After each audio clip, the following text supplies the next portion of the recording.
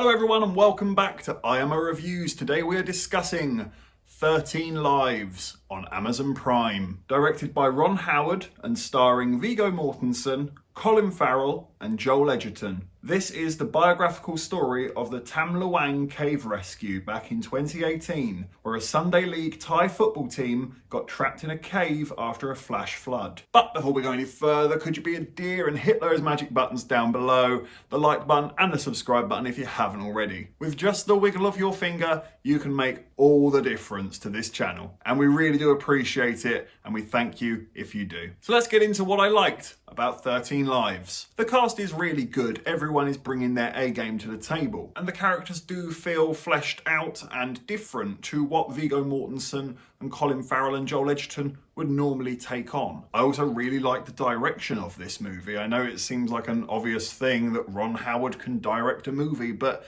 yeah, he directed the hell out of this movie. It's got a really good pacing to it. At least to begin with, we get the situation, it unfolds, we're straight into it. There's a good tension throughout. They optimize the cave diving to its fullest. It does feel claustrophobic, and the fact that the divers are cautious about their oxygen intake naturally makes the audience cautious about their oxygen intake, and it makes them hold their breath as well. And I like how often you were shown a map of the caves and just how far the divers have travelled, how much further they need to go. It really gave me a perspective of why this particular section is really tricky for them to get through, as well as a perspective of understanding how long this is realistically going to take and how long those boys have left until it's game over. It's all really simplistically added to the movie with just a quick flash up on the screen of what the map is and how far they've progressed, but it aided the film massively. I also like that the tension and pressure isn't just coming from that one situation of diving to rescue the boys. You can feel it from all angles, whether it's the politicians trying to stay on top of this media frenzy that it's very quickly turning into, the families desperately wanting their children back, or the boys themselves in the cave with very little hope left. However,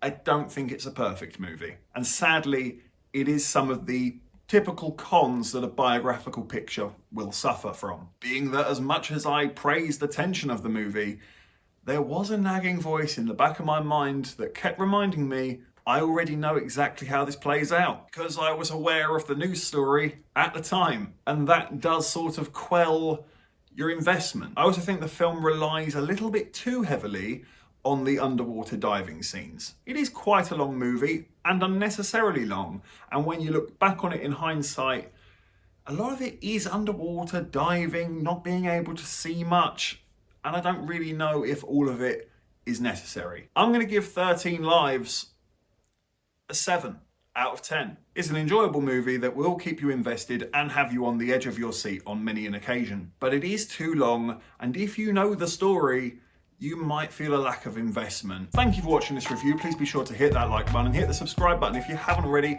and please do hit the comment section. Have you seen 13 Lives? What did you think about it?